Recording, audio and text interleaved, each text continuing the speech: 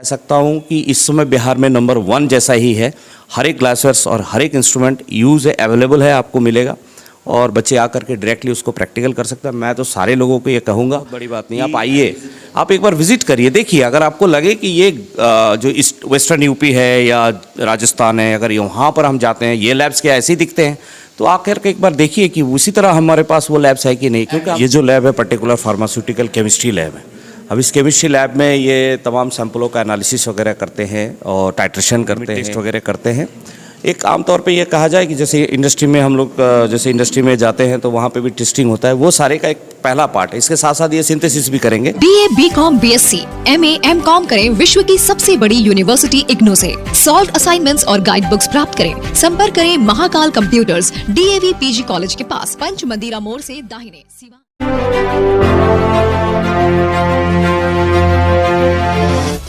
NX power inverter solar e rickshaw battery की बेताज बादशाह। Dealer और डिस्ट्रीब्यूटर बनने के लिए आज ही संपर्क करें। Jhunapur bypass, HR complex, Barharia road, Siwan. ज़्यादा जानकारी। सिवान जैसे शहर में जो बच्चे पढ़ना चाहते हैं, बच्चों के अंदर जो ललक होती है पढ़ाई की और उस पढ़ाई को करके कुछ करना चाहते हैं, तो बच्चे या तो गोरखपुर, पटना, लखनऊ, दिल्ली, कोटा या बड़े शहरों में जाते हैं। कारण उसके साथ ये होता है कि कहीं ना कहीं या तो शिक्षा मिल नहीं पाती सही तरीके से, या फिर वो कहीं ना कहीं उनको वो जो बुनियादी चीज़ें होती हैं वो नहीं मिल पाता है। आज हम लोग हैं डिवाइन फार्मेसी में। ये एक तरह से देखा जाए तो डिवाइन ग्रुप ऑफ इंस्टीट्यूट हो चुका है, जिसमें फार्मेसी से लेकर के प्राइवेट जो कि स्कूल से लेकर के B pharma, D pharma, ITI सब कुछ यहाँ पे है। मेरे साथ गोस्वामी साहब हैं, चूँकि फार्मा के प्रिंसिपल हैं ये।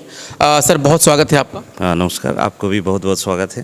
सर ये चीज़ें जो हम देख रहे थे आपके यहाँ जो लाइब्रेरी का जो व्यवस्था है, ये अभी जो लाइब्रेरी में जो किताबें हैं सर, ये किताबें किस चीज़ से रिलेटेड है, ज़रा इसके बारे में हम समझना चाहेंगे। सर ये जो लाइब्रेरी है हमारा, ये नॉर्मली B फार्म और D फार्म के जो बुक्स हैं वो सारे चीज़ें हैं। तो बुक्स में केवल जो उनके पाठ्य पुस्तक है ऐसा नहीं है, उनके अलावा इसमें कई सारे जर्नल्स और फार्माकोपिया, मैगजीन और उसके साथ साथ बायोस्टैट, कंप्यूटर, ऐसे आदर्श चीज़ें का भी बहुत सारे सब्जेक्ट्स हैं। हम लोग चलते रहेंगे सर, बहुत सारी बातें करनी है आपसे। और जो सबसे बड़ी बात है वो ये कि जिस इंफ्रास्ट्रक्चर को आपके B फार्मा में दिया जा रहा है, ITI में दिया जा रहा है, यानी कि पूरा जो डिवाइन ग्रुप ऑफ इंस्टीट्यूट है इसमें जो दिया जा रहा है, इसका फ़ायदा यहाँ के बच्चे ले रहे हैं या बाहर के भी बच्चे आ रहे हैं?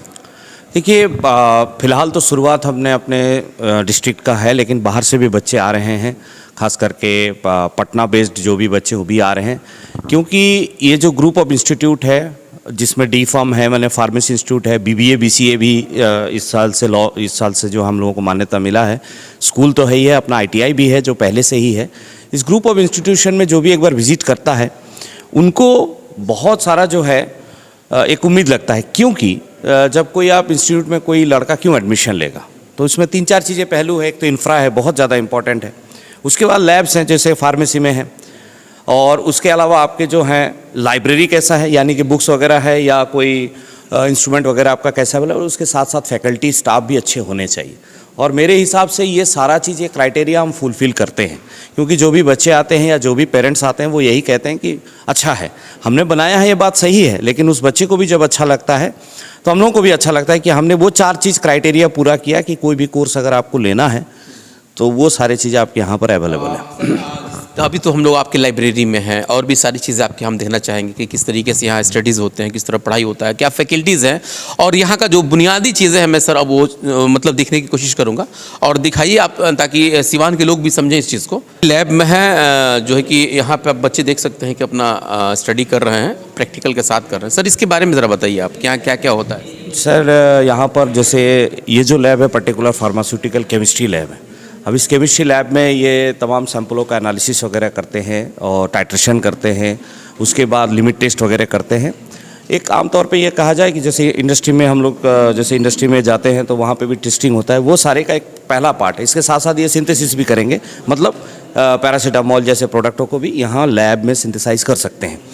इसके अलावा स्यूटिक्स है, जैसे वहाँ पर कॉस्मेटिक्स वगैरह और आपका क्रीम वगैरह लोशन वगैरह बना सकते हैं, ह्यूमन एनाटॉमी का है, अलग अलग लैब्स। बहुत सारी चीज़ें इसमें, जैसे कि मेडिसिन से जुड़ा हुआ दवा वगैरह भी है इसमें। फेयर एंड लवली है, और जो कॉस्मेटिक आइटम जो हम लोग चेहरे पे यूज़ करते हैं, आमतौर पे लड़कियां यूज़ करती हैं, इसका सर इससे क्या रिलेटेड है? देखिए, ये रनिंग म्यूजियम अगर आप वहाँ पे भी देखेंगे, हमने केमिस्ट्री ग्लासवेयर्स का बनाए हुए हैं। ये रनिंग म्यूजियम है कि बच्चों को जब आते हैं कॉलेज में तो उनको आइडिया होना चाहिए ना क्या क्या चीज़ें उनको ये सब सारी चीज़ें यूज़ करनी। जैसे अगर आप इस म्यूजियम को देखते हैं तो इंजेक्शंस के एम्प्यूल वायल्स भी हैं, हाँ, और सिरप, कफ सिरप, जो भी इमल्सन, सस्पेंशन, ये और टैबलेट, कैप्सूल, ये सब देख रहे हैं। लेकिन एक आपको लगा कि कॉस्मेटिक्स भी है, और ये इंटरेस्टिंग ये बात है कि फेयर एंड लवली वगैरह हिमालय फार्मा वाले कॉस्मेटिक्स को भी बनाते हैं। कभी कभी उसमें दवाइयाँ होता है तो कॉस्मेस्यूटिकल कहा जाता है, तो कॉस्मेटिक्स भी हम प्रिपेयर करवाते हैं। बच्चे खुद यहाँ shampoo, cold cream, night cream, ये सब वो बनाते रहते हैं। शैम्पू की सर बात जहाँ तक आ रही है, बहुत सारे लोग अब उसमें कह रहे हैं क्या कि ऐसा केमिकल आ रहा है जो कि हार्मफुल है, यानी कि नुकसानदेह है वो।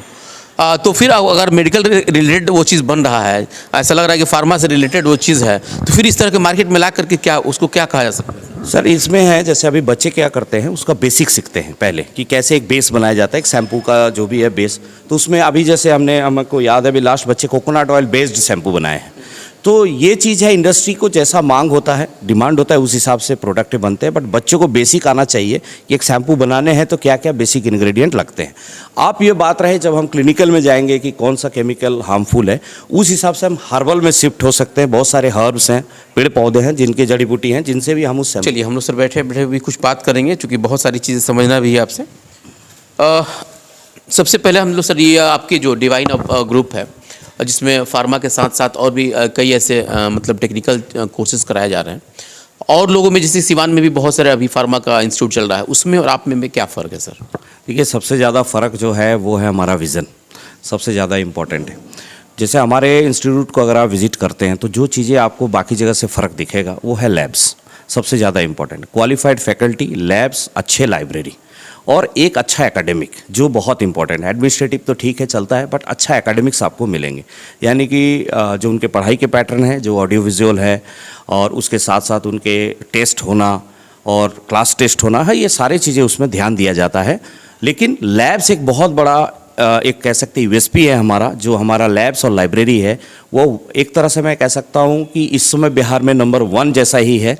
हर एक ग्लासवेयर्स और हर एक इंस्ट्रूमेंट यूज़ है, अवेलेबल है, आपको मिलेगा, और बच्चे आकर के डायरेक्टली उसको प्रैक्टिकल कर सकते हैं। मैं तो सारे लोगों को ये कहूँगा कि एडमिशन बहुत बड़ी बात नहीं, आप आइए, आप एक बार विजिट करिए, देखिए। अगर आपको लगे कि ये जो ईस्ट वेस्टर्न यूपी है या राजस्थान है, अगर यहाँ पर हम जाते हैं, ये लैब्स क्या ऐसे ही दिखते हैं, तो आकर के एक बार देखिए कि उसी तरह हमारे पास वो लैब्स है कि नहीं। क्योंकि हम सिस्टम क्या है और खास करके इसका पैकेज वगैरह क्या है सर? सर देखिए, इसमें डी-फार्म जो अभी हम लोग फिलहाल एडमिशन ओपन है, गवर्नमेंट का इस बार अभी एडमिशन स्टार्ट हुआ है 2022 सेशन का, और हमारे यहाँ भी ओपन है।